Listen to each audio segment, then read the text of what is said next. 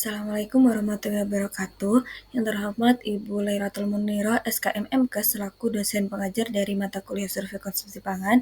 Perkenalkan, saya Safani Warapsari dengan NIM 192231102. Pada kesempatan kali ini, saya akan menerangkan terkait jurnal review dari judul jurnal Overview of Dietary Assessment Methods for Measuring Intakes of Food, Beverage, and Dietary Supplement in Research Studies. Berikut merupakan data dari jurnal yang saya ambil meliputi judul, kemudian judul penerbitnya, tahun, volume, dan juga nomor issue, serta penulis. Untuk yang pertama adalah latar belakang dari jurnal ini, di mana penilaian asupan makanan merupakan aspek penting dalam penelitian gizi, karena memberi dasar pemahaman antara hubungan pola makan dengan kesehatan serta menyusun kebijakan dan rekomendasi diet.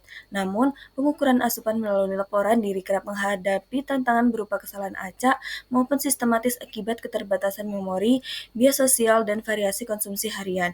Berbagai metode tradisional seperti food record, 24-hour dietary recall, dan food frequency questionnaire memiliki kelebihan dan juga keterbatasan masing-masing, sehingga pemilihannya bergantung pada tujuan penelitian, desain studi, dan juga karakteristik sampel. Selain itu, konsumsi suplemen gizi yang semakin meluas menambah kompleksitas dalam penilaian asupan total nutrien. Oleh karena itu, pengukuran yang tepat mengenai asupan total gizi termasuk dari makanan, minuman, dan suplemen menjadi semakin penting.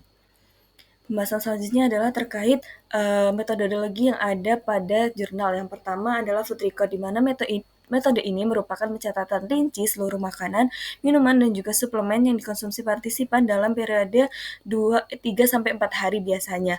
Kemudian idealnya makanan akan ditimbang dan juga diukur, tetapi seringkali harus diestimasi oleh partisipan. Tahapan metode ini meliputi pencatatan langsung sebelum atau sesudah makan, penggunaan buku panduan untuk meningkatkan akurasi, dan menganalisis data berdasarkan catatan yang terkumpul. Metodologi yang selanjutnya adalah 24-hour dietary recall, di mana metode ini merupakan penilaian konsumsi partisipan dalam 24 jam terakhir. Prosesnya dapat dilakukan dengan tatap muka, telepon, maupun daring, dengan atau tanpa pewawancara. Tahapannya meliputi meminta partisipan untuk mengingat seluruh makanan dan minuman yang dikonsumsi dalam 24 jam terakhir, penggunaan pertanyaan terkait cara masak, porsi, dan juga waktu makan, serta dilakukan pengulangan pada hari acak untuk mengurangi variasi harian. Untuk metodologi selanjutnya adalah FFQ atau Food Frequency Questionnaire, di mana metode ini merupakan penilaian pola konsumsi makanan dalam jangka panjang dengan mencari tahu tentang frekuensi konsumsi berbagai kelompok makanan selama periode tertentu, bisa mingguan, bulanan, ataupun tahunan. FFQ sendiri bersifat kualitatif karena hanya mengetahui tingkat frekuensi. Tahapan penggunaan FFQ meliputi partisipan mengisi daftar makanan yang tersedia, menentukan frekuensi konsumsi, serta menganalisis data untuk memperkirakan pola diet habitual. Kemudian ada biomarker, di mana metode ini hanya merupakan pengukuran indikator biologis yang diukur secara objektif dari sampel tubuh seperti darah ataupun urin. Tujuan dari metode biomarker sendiri adalah untuk melengkapi metode screening gizi yang lain, di mana jurnal ini menekankan bahwa recovery biomarker dapat menggunakan yang namanya double label water karena merupakan standar emas dan dapat memvalidasi metode lain dalam melakukan screening gizi. Untuk kelebihannya sendiri, food record ini memberikan data yang sangat detail mengenai jenis, jumlah, dan juga waktu konsumsi makanan, serta dapat mengukur pola makan harian dengan akurasi yang relatif tinggi. Kemudian untuk kelebihan dari 24-hour dietary recall adalah beban responden ini relatif rendah dibanding food record, dan juga pengisiannya itu lebih fleksibel. Untuk kelebihan dari FFQ sendiri adalah efisien untuk studi berskala besar karena murah dan juga cepat, serta dapat menilai pola konsumsi jangka panjang. Kelebihan dari biomarker dari metode double label water sendiri adalah dapat digunakan sebagai gold standar untuk memvalidasi metode lain, serta mengukur asupan absolut berupa beberapa zat gizi, yakni energi, protein, natrium, dan juga kalium. Untuk kekurangannya sendiri dari food record adalah memberi beban tinggi pada responden karena harus mencatat setiap makanan dan juga minuman yang dikonsumsi.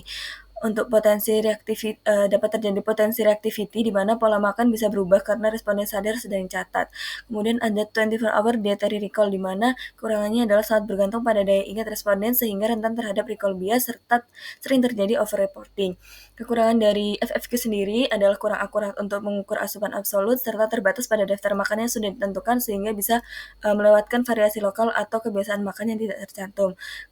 Kekurangan dari biomarker sendiri adalah biayanya sangat mahal dan juga prosedurnya cukup kompleks serta membutuhkan fasilitas laboratorium khusus dan sumber daya teknis yang tinggi.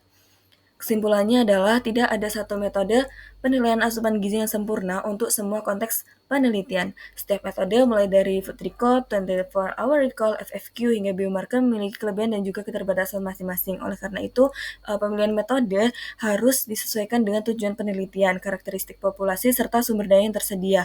Kombinasi dari beberapa metode seringkali menjadi strategi terbaik untuk memperoleh data asupan gizi yang valid dan juga representatif. Berikut merupakan daftar pustaka dari jurnal yang saya gunakan.